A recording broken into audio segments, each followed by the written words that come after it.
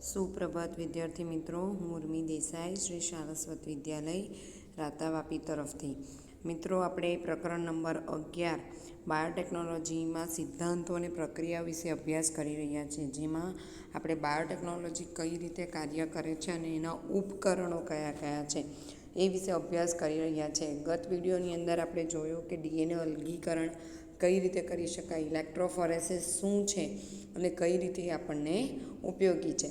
હવે આપણે ડીએનએનું અલગીકરણ કરી લીધું. આપણે બાયોટેકનોલોજીના સ્ટેપ્સ ખબર છે કે પહેલાં ડીએનએનું અલગીકરણ કરવું પડે, પછી એને પ્લાઝમિડ સાથે જોડવું પડે એટલે કે ક્લોનિંગ કરવું પડે, પછી એનું સ્થાનાંતરણ કરવું પડે.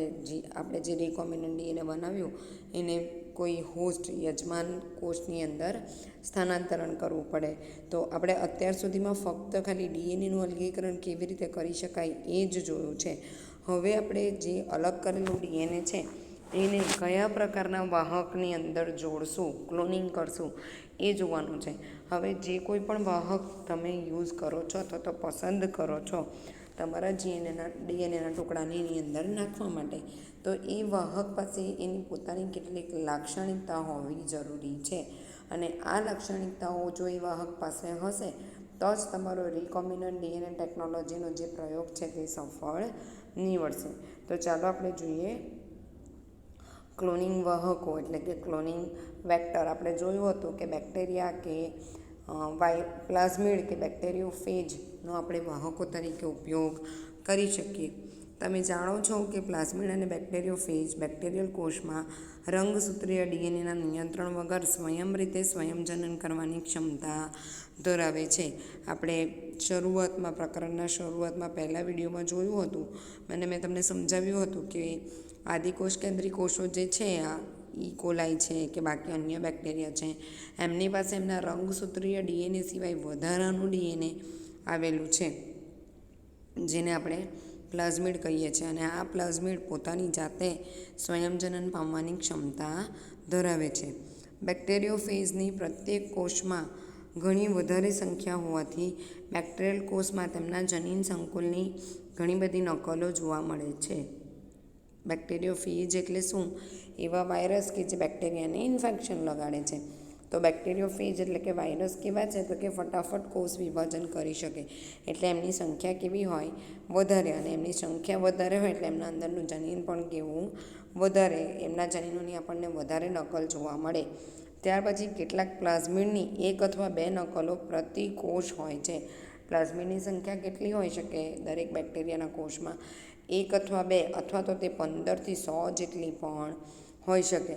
તેની સંખ્યા આનાથી પણ વધારે હોઈ શકે. જો આપણે વિદેશી ડીએનએના ટુકડાને બેક્ટેરિયોફેજ અથવા પ્લાઝમિડ ડીએનએ સાથે જોડીએ તો તેની સંખ્યા પણ બેક્ટેરિયોફેજ અથવા પ્લાઝમિડની નકલોની સંખ્યાને સમકક્ષ ગુણન કરાવી શકીએ. વર્તમાન સમયમાં ઉપયોગ કરવામાં આવતા વાહકો એવી રીતે તૈયાર કરવામાં આવે છે જેથી વિદેશ ડીએનએના સરળતાથી જોડાણમાં તથા બિન પુનઃસંયોજિતામાંથી પુનઃસંયોજિતાની પસંદગીમાં સહાયતા પ્રાપ્ત થાય.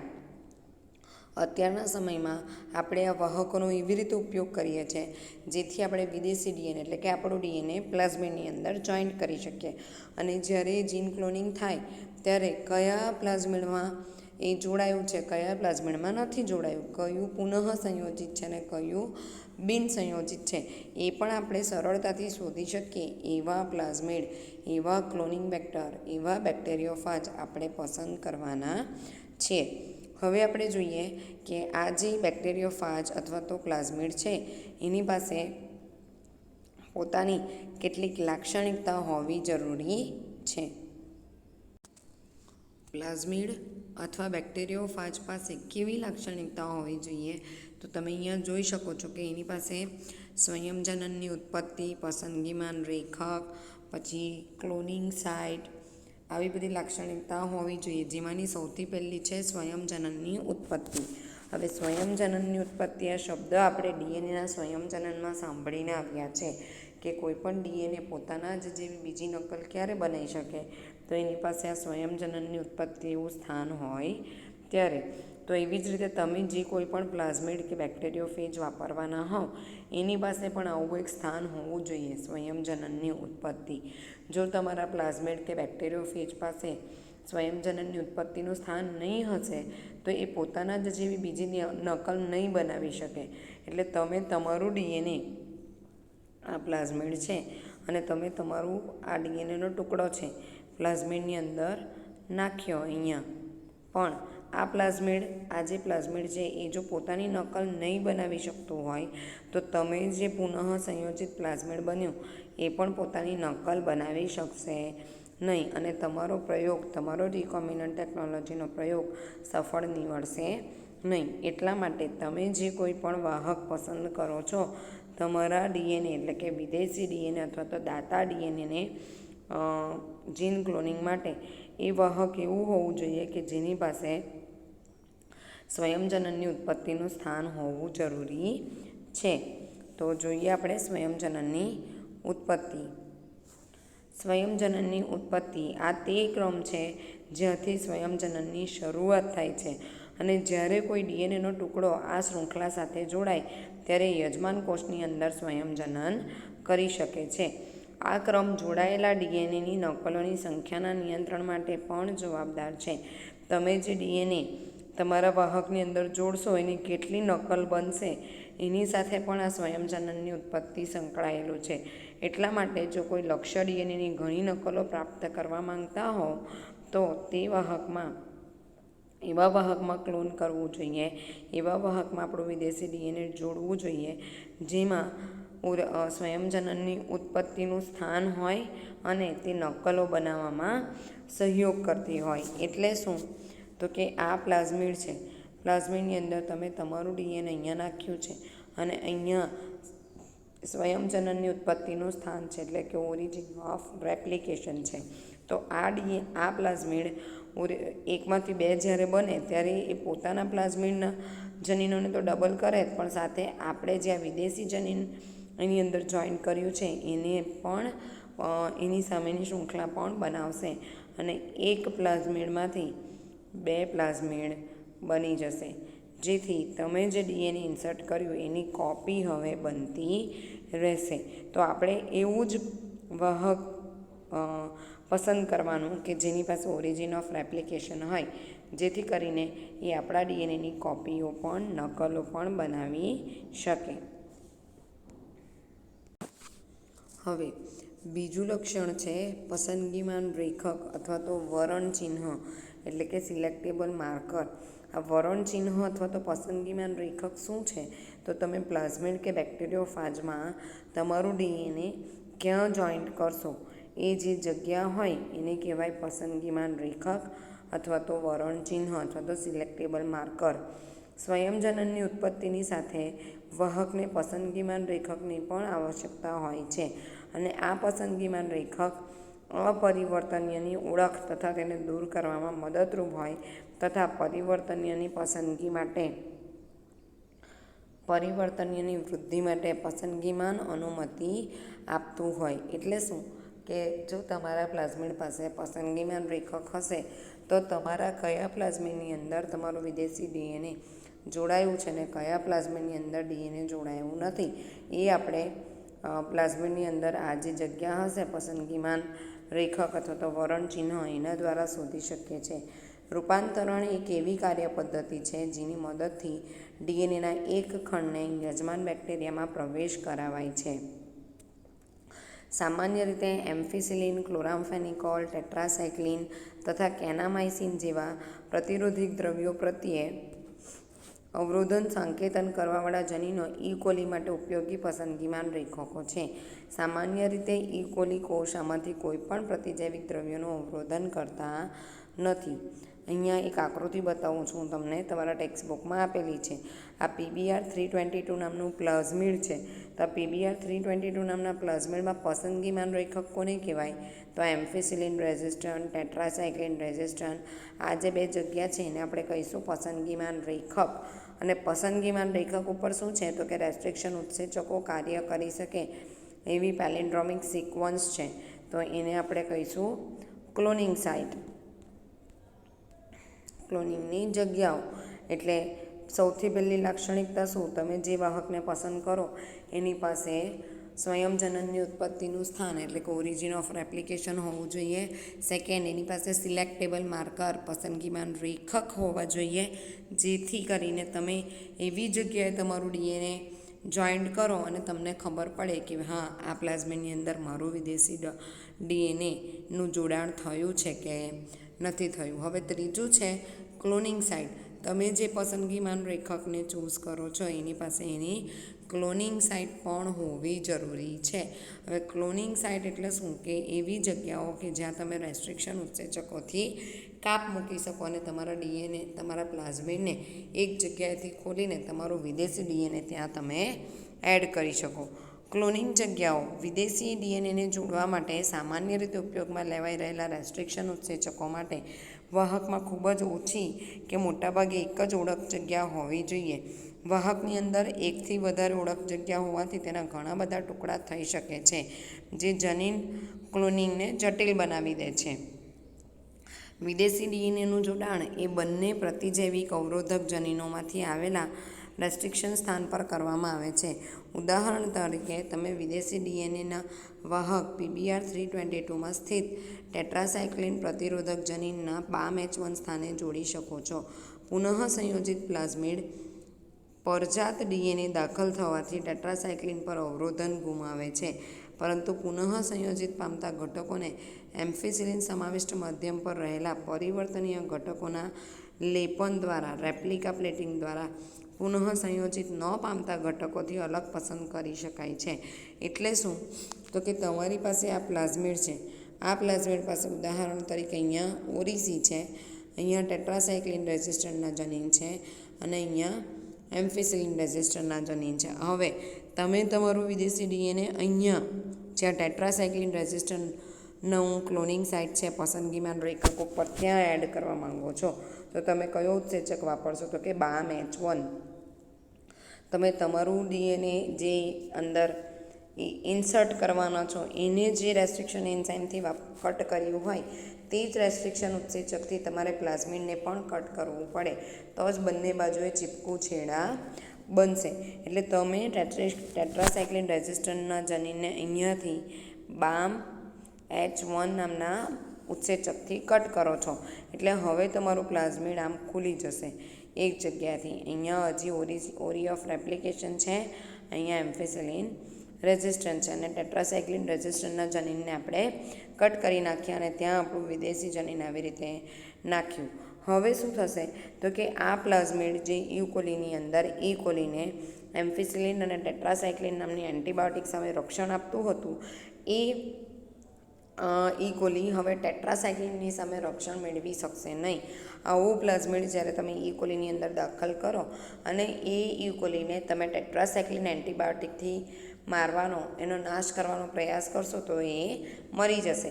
પણ એની પાસે હજી પણ એમ્ફિસિલિન રેઝિસ્ટન્ટ છે, એટલે એમ્ફિસિલિન ગમે એટલો નાખો તો પણ એ ઇકોલી નાશ પામશે નહીં. એટલે તમે આના આધારે રેપ્લિકા પ્લેટિંગ કરવાનું છે. હવે રેપ્લિકા પ્લેટિંગ એટલે શું? તમારે 2 પ્લેટ બનાવવાની છે અને આ પ્લેટ ઉપર એક પ્લેટમાં ફક્ત એમ્ફિસિલિન નાખવાનું અને બીજી પ્લેટમાં ટેટ્રાસાઇક્લિન નાખવાનું છે.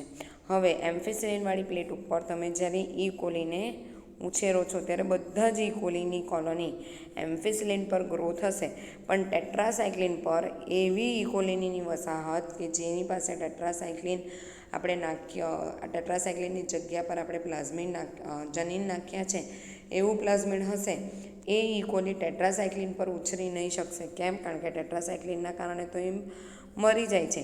એટલે અમુક જ કોલોની આવશે જેની પાસે એમ્ફિસિલિન રેઝિસ્ટન્ટ છે, કારણ કે ટેટ્રાસાઇક્લિન રેઝિસ્ટન્ટ તો આપણે ડિસ્ટર્બ કરી નાખ્યું. હવે તમારે બંને પ્લેટને કમ્પેર કરવાની છે. તમે કમ્પેર કરશો તો તમને અમુક કોલોની એવી મળશે કે જે બંને પ્લેટોમાં નથી જોવા મળતી. બરાબર? એમ્ફિસિલિનમાં જોવા મળે પણ ટેટ્રાસાઇક્લિનમાં જોવા મળતી નથી. મેં જે આ સર્કલ કર્યા છે એ એવી ઇકોલીની કોલોની છે જે ટેટ્રાસાઇક્લિન પર નથી ઉછેર પામી શકતી. કેમ? તો કે એનું ટેટ્રાસાઇક્લિન રેઝિસ્ટન્ટ આપણે તોડી નાખ્યું, એટલે એ એમ્ફિસિલિન પર ઉછેર પામશે પણ ટેટ્રાસાઇક્લિન પર ઉછેર પામવાની નથી. હવે આ એકવાર તમે આવું શોધ્યું, પણ એકવારથી તમે એવું કન્ફર્મ નહીં કહી શકો કે તમારા ઇકોલી પાસે પુનઃ સંયોજિત ડીએનએ આવી જ ગયું. તમારે આ મેથડ 3 થી 4 વાર, 5 થી 6 વાર રૂપાંતરિત પરફોર્મ કરવી પડે, અને પછી તમે ડિસિઝન લઈ શકો કે ભાઈ તમારા ઇકોલી રીકોમ્બિનન્ટ ઇકોલી પુનઃ સંયોજિત જનીનદ્રવ્ય ધરાવે છે કે નથી ધરાવતા. પુનઃ સંયોજિત પ્લાઝમિડ છે એ પડજાત ડીએનએ દાખલ થવાથી ટેટ્રાસાયક્લિન અવરોધન ગુમાવે છે, પરંતુ પુનઃ સંયોજન પામતા ઘટકોને એમ્ફિસિલિન સમાવિષ્ટ માધ્યમ ઉપર રહેલા પરિવર્તનીય ઘટકોના લેપન દ્વારા પુનઃ સંયોજિત ન પામતા ઘટકોથી અલગ પસંદ કરી શકાય છે. એમ્ફિસિલિનયુક્ત માધ્યમ પર વૃદ્ધિ કરવાવાળા રૂપાંતરોને જ્યારે ટેટ્રાસાયક્લિનયુક્ત માધ્યમ ઉપર સ્થળાંતરિત કરવામાં આવે ત્યારે પુનઃ સંયોજિત ઘટકો એમ્ફિસિલિન માધ્યમ પર વૃદ્ધિ પામશે, પરંતુ ટેટ્રાસાયક્લિન માધ્યમ પર વૃદ્ધિ પામશે નહીં. પણ પુનઃ સંયોજન ન પામતા ઘટકો અને પ્રતિજૈવિક દ્રવ્યો ધરાવતા માધ્યમમાં વૃદ્ધિ પામશે. આ કિસ્સામાં અહીં એક એન્ટીબાયોટિક અવરોધક જનીન પરિવર્તનશીલ ઘટકોની પસંદગીમાં મદદ કરે છે. આ એન્ટીબાયોટિક રેઝિસ્ટન્સના કારણે આપણે શોધી શકીએ કે કયું પ્લાઝમિડ આપણું રીકોમ્બિનન્ટ છે અને કયું પ્લાઝમિડ નથી. જ્યારે બીજું એન્ટીબાયોટિક અવરોધક જનીન વિદેશી ડીએનએના પ્રવેશથી નિષ્ક્રિય થઈ જાય છે અને પુનઃ સંયોજિત ઘટકોની પસંદગીમાં મદદ કરે છે. એન્ટીબાયોટિક્સ આ એક છે રેપ્લિકા પ્લેટિંગ, જેના દ્વારા તમે એવું શોધી શકો કે તમારું પ્લાઝમિડ છે એ પુનઃ સંયોજિત થયું છે કે નહીં. પણ જ્યારે તમે એન્ટીબાયોટિક રેઝિસ્ટન્ટ જીનને આવી રીતે નિષ્ક્રિય બનાવો અને તમે રીકોમ્બિનન્ટ પુનઃ સંયોજિત ઇકોલી શોધવાનો પ્રયાસ કરો ત્યારે એમાં તકલીફ પડે છે, કારણ કે ઇકોલી જે કોલોનીઝ આપે છે એ સામાન્ય રીતે ઓપેક વ્હાઇટ કલરની હોય છે, એમ નાના નાના ટ્રાન્સપરન્ટ પણ નહીં અને એકદમ ટ્રાન્સલુસન્ટ પણ નહીં, આમ ઓપેક કોલોની, આમ ધૂંધળું દેખાય તમને. એવા નાના નાના પેટ્રી ડિશ ઉપર તમને એની વસાહતો જોવા મળશે. તો આપણે એની અંદર થોડું એડવાન્સમેન્ટ લાવ્યા બાયોટેકનોલોજીવાળા, કે આપણે ઇકોલી જે રીકોમ્બિનન્ટ થયા હોય તે કોઈ અન્ય કલરની કોલોની બનાવે, વસાહત બનાવે, અને જે રીકોમ્બિનન્ટ નથી થયા એ સામાન્ય કોલોની બનાવે. તો કલરના આધારે આપણે ફાઇનલ શોધી શકીએ કે ભાઈ આ ઇકોલી પાસે આપણું રીકોમ્બિનન્ટ પ્લાઝમિડ છે અને આ ઇકોલી પાસે રીકોમ્બિનન્ટ પ્લાઝમિડ નથી. તો આપણે જોઈએ એ મેથડ કઈ રીતે ફોલો કરવામાં આવી. તો ચાલો આપણે જોઈએ કે રેપ્લિકા પ્લેટિંગ સિવાય બીજી કઈ પદ્ધતિ છે જેના દ્વારા આપણે કયા ઇકોલી રીકોમ્બિનન્ટ છે અને કયા ઇકોલી રીકોમ્બિનન્ટ નથી એ શોધી શકીએ.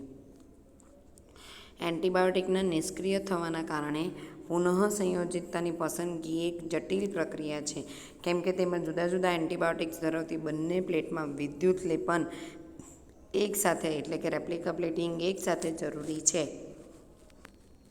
તેથી વૈકલ્પિક પસંદગીમાન રેખકને વિકસાવવામાં આવ્યું જે રંગસર્જક પદાર્થની હાજરીમાં પુનઃ સંયોજિત અને બિન પુનઃ સંયોજિતને તેમની રંગ ઉત્પન્ન કરવાની ક્ષમતાને આધારે અલગ તારવી શકાય. રીકોમ્બિનન્ટ ડીએનએ બીટા ગેલેક્ટોસાઇડેઝ ઉત્સેચકની સાંકેતિક શૃંખલામાં પ્રવેશ કરાવતા બીટા ગેલેક્ટોસિડેઝ ઉત્પન્ન કરતું જનીન નિષ્ક્રિય થઈ જાય છે, જેને નિવેશી નિષ્ક્રિયતા એટલે કે ઇન્સર્શનલ ઇનએક્ટિવેશન કહે છે.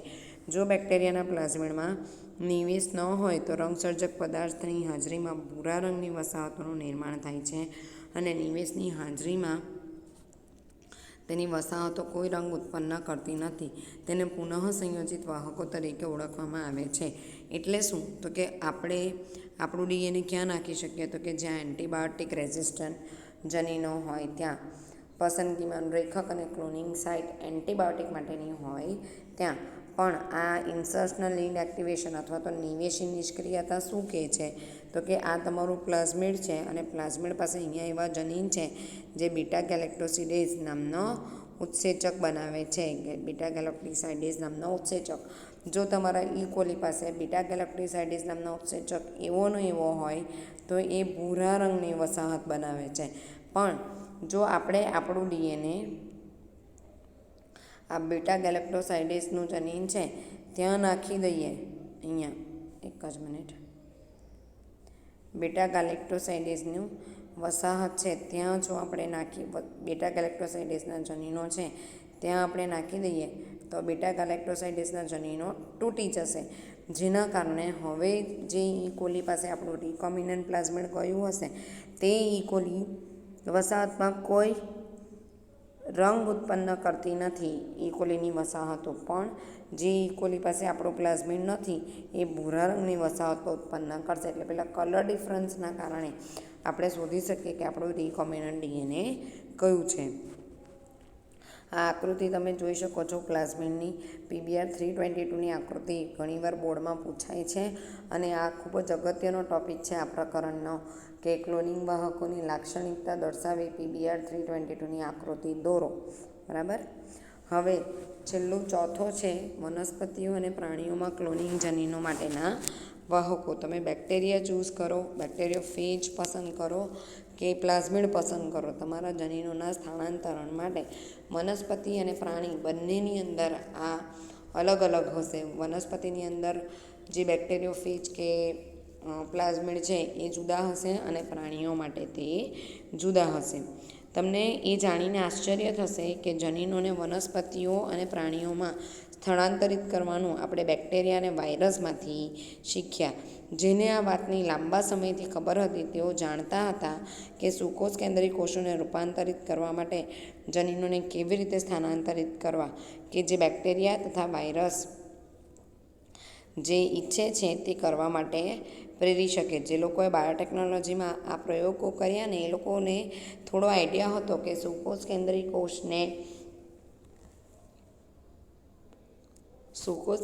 કોષની અંદર આપણે આપણા ઈચ્છિત જનીનો કઈ રીતે દાખલ કરી શકીએ. તો ઉદાહરણ તરીકે એક બેક્ટેરિયાનું ઉદાહરણ આપેલું છે. એગ્રોબેક્ટેરિયમ ટ્યુમિફેશિયન્સ નામનું જે બેક્ટેરિયા છે તે સામાન્ય રીતે દ્વિદળી વનસ્પતિની અંદર રોગકારક તરીકે વર્તે છે અને તેનું જે ડીએનએ છે એ ગાંઠ ઉત્પન્ન કરે છે વનસ્પતિની અંદર. ગાંઠને ઇંગ્લિશમાં ટ્યુમર કહેવાય. તો ટ્યુમર ઉત્પન્ન કરતો ડીએનએ એટલે કે ટીડીએનએ. તો આપણે શું કર્યું તો કે એગ્રોબેક્ટેરિયમ ટ્યુમિફેશિયન્સના ડીએનએમાંથી શોધી કાઢ્યો કે એનો કયો ભાગ ડીએનએનો રોગ માટે જવાબદાર છે. તો આપણે રોગકારક જનીનોને કાઢી નાખ્યા અને ત્યાં આપણે એ રોગકારક જનીનોને એગ્રોબેક્ટેરિયમ ટ્યુમિફેશિયન્સમાંથી દૂર કર્યા અને એ ટીડીએનએની અંદર આપણા ઈચ્છિત જનીનો નાખ્યા.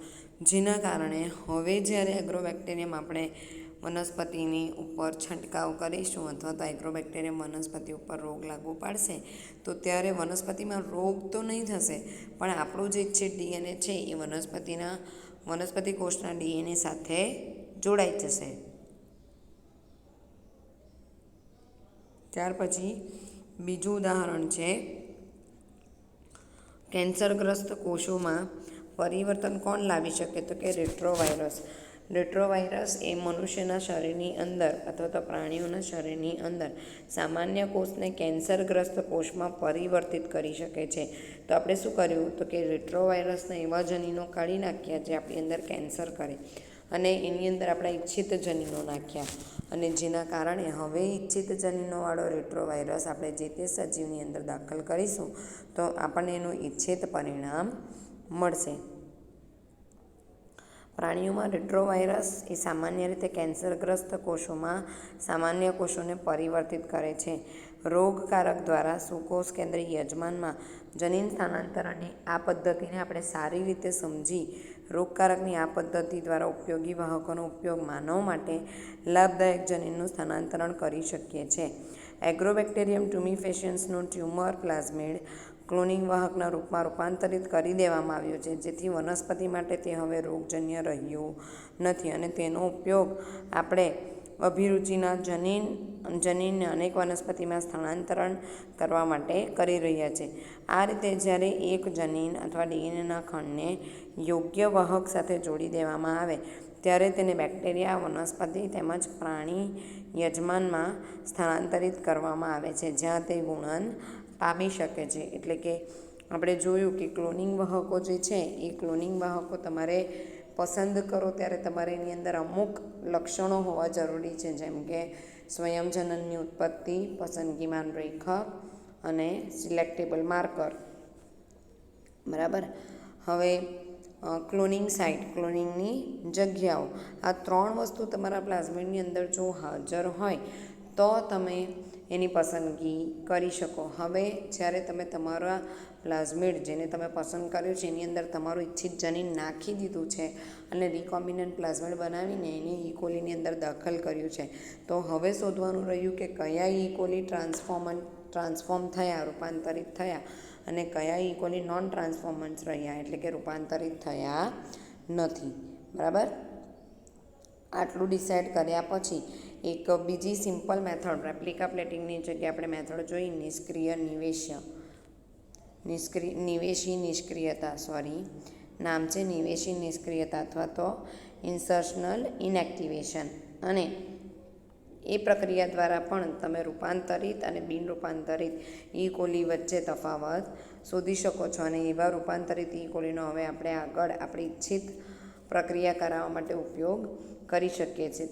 ત્યારબાદ આપણે છેલ્લો ટૉપિક જોયો કે વનસ્પતિ અને પ્રાણી બંનેમાં જે વાહકો તમે ઉપયોગમાં લો છો એ બંને જુદા જુદા હશે. કેમ?